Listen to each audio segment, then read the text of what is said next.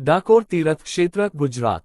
इतिहास। महाभारत के समय में डाकोर का आसपास का क्षेत्र हिडिंबा वन के रूप में जाना जाता था। यह एक बहुत घना जंगल था जो नदियों और झीलों से भरपूर और सुखद था। ये ऋषियों के लिए तपस्या के लिए अपने आश्रम स्थापित करने का आकर्षण बन गया था। इसी प्रकार दंत ऋषि ने भी इस क्षेत्र में अपना आश्रम स्थापित किया था।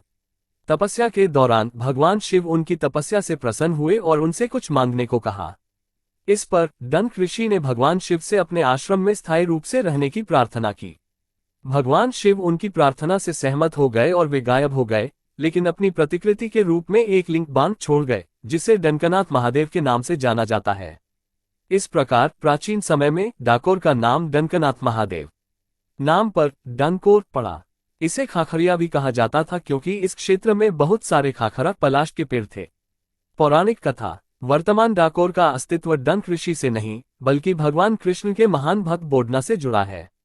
ऐसा माना जाता है कि बोडना अपने पिछले जन्म में गोकुल में विजयनंद नामक एक ग्वाला था। होली के दिन सभी ग्वालों ने भगवान कृष्ण की पूजा की, लेकिन विजयनंद ने ऐसा नहीं किया। उसकी पत्नी ने भी भगवान कृष्ण की पूजा की, लेकिन विजयनंद गर्भ के कारण घर पर ही रहा। भगवान कृष्ण उसके घर एक मित्र के रूप में आए और उसे होली की पूजा करने भेज दिया। वापस आने पर उसने महसूस किया कि उसका मित्र कोई और नहीं बल्कि भगवान कृष्ण थे।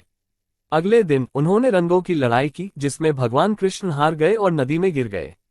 विजयनंद उनके पीछे गया, जहां भगवान कृष्ण ने अपने वास्तविक स्वरूप का खुलासा किया। विजयनंद ने माफी मांगी और भगवान कृष्ण ने उसे यह वचन दिया कि वह 4200 वर्षों के बाद गुजरात में बोडना के रूप में जन्म लेगा और उसकी वर्तमान पत्नी सुधा फिर से उसकी पत्नी गंगाबाई के रूप में होगी। डाकोर के राजपूत बोडना ने भगवान कृष्ण के प्रति गहरी भक्ति दिखाए। वह तुलसी के पौधे को अपने हाथों में उगाकर हर 6 महीने में द्वारका जाकर भगवान कृष्ण की पूजा करता था। 72 साल की उम्र तक ऐसा करते करते जब वह ऐसा करने में असमर्थ हो गया, तब भगवान कृष्ण ने उससे कहा कि अगली बार जब वह द्वारका आए तो एक बैलगाड़ी लाए और भगवान कृष्ण उसके साथ डाकोर आएंगे। बोडना द्वारका पहुंचा और बैलगाड़ी साथ लाए। द्वारका के पुजारी गुगली ब्राह्मणों ने उससे पूछा कि उसने बैलगाड़ी क्यों लाई। बोडना ने उत्तर दिया कि वह भगवान कृष्ण को ले जाने के लिए ऐसा कर रहा है। पुजारियों ने उसकी बात पर विश्वास नहीं किया और मंदिर के गर्भगृह को रात भर के लिए बंद कर दिया। मध्यरात्रि में भगवान कृष्ण ने सभी दरवाजे तोड़ दिए और बोडना को डाकोर ले जाने के लिए कहा। कुछ समय बाद भगवान कृष्ण ने खुद बैलगाड़ी चलाए और डाकोर के पास बिलेश्वर महादेव के पास विश्राम किया। उन्होंने बोडना को जगाया और गाड़ी चलाने को कहा। तब से ये नीम का पेड़ अपनी एक मीठी शाखा के लिए प्रसिद्ध हो गया। गुगली ब्राह्मण मूर्ति के गायब होने का पता लगाकर बोडना का पीछा करते हुए डाकोर आए।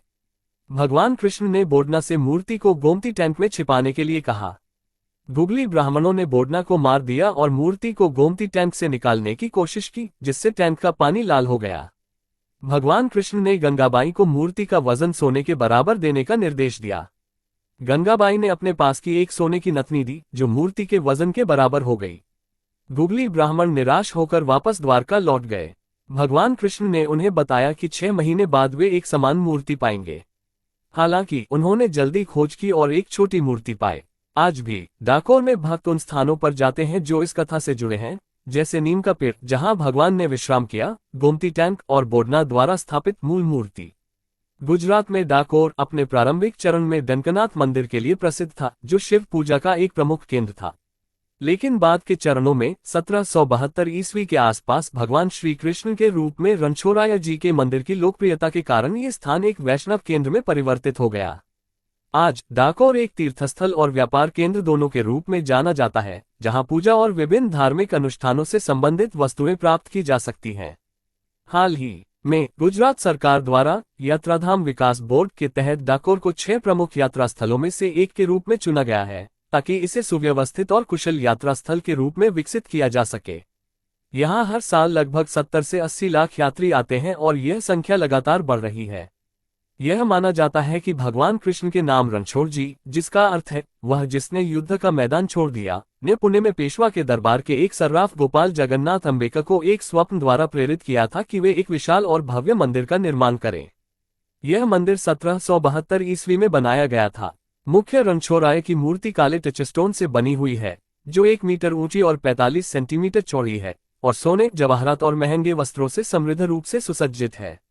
इसका सिंहासन, जो कि लकड़ी की नक्काशी का एक अद्भुत नमूना है और चांदी और सोने से मढ़ा हुआ है, बड़ौदा के गायकवाड़ द्वारा प्रस्तुत किया गया था।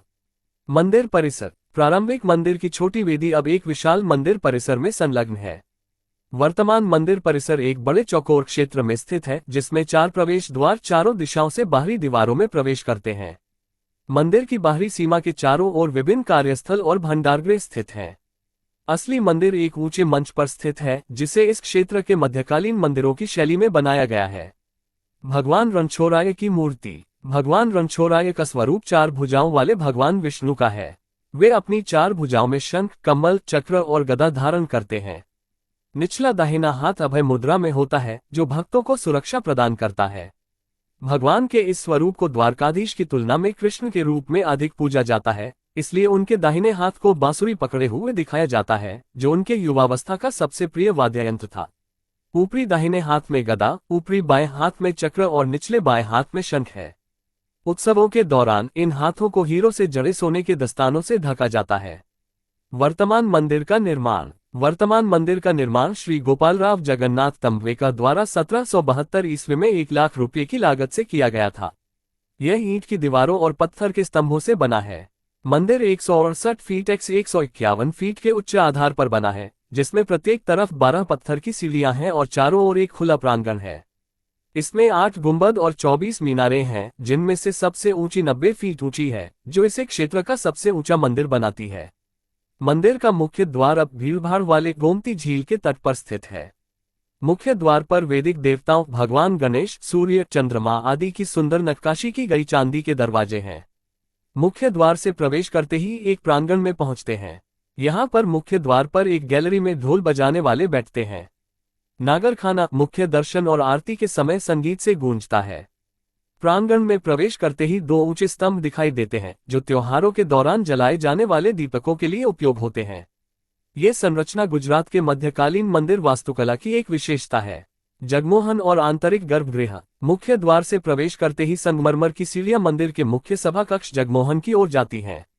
यहाँ से 3 बड़े प्रवेश द्वार भक्तों को मुख्य सभा कक्ष में प्रवेश करने की अनुमति देते हैं। सभा कक्ष की विशाल खुली संरचना के ऊपर एक भव्य चमचमाता गुंबद है। हाल ही में इस गुंबद पर पारंपरिक बूंदी शैली में श्री कृष्ण की रासलीला चित्रित की गई थी। अब इसे एक जटिल शीशे की कारीगरी से सजाया गया है, जिसमें पारंपरिक राजपूत बाग का चित्रण है। सभा कक्ष की दीवारों पर भगवान कृष्ण के जीवन की चित्रित पेंटिंग्स हैं। कक्ष के सामने का एक छोटा हिस्सा महिलाओं के लिए आरक्षित है।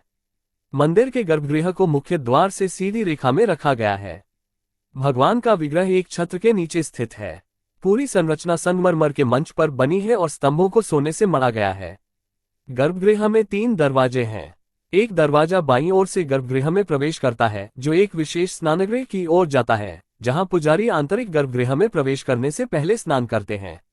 यहां से एक मार्ग भगवान की अनेकों आभूषणों और वस्त्रों के भंडार की ओर भी जाता है। गर्भगृह के सामने का दरवाजा मुख्य सभा कक्ष की ओर खुलता है।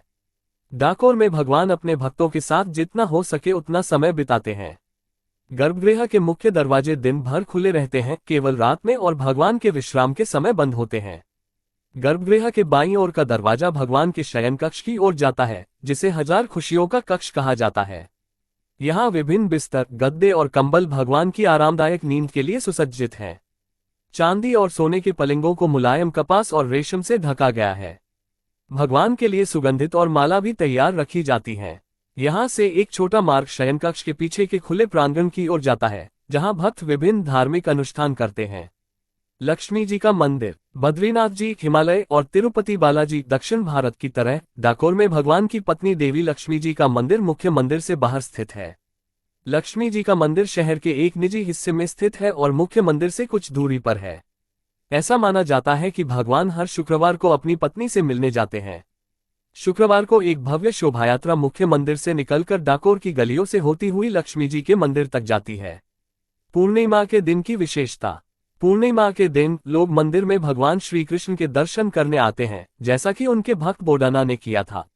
इस दिन लोगों की भीड़ उमड़ पड़ती है और गांव बहुत भीड़ भाड़ वाला हो जाता है। आसपास के शहरों से लोग मंदिर में दर्शन करने आते हैं, कुछ तो दूर दूर से भी आते हैं।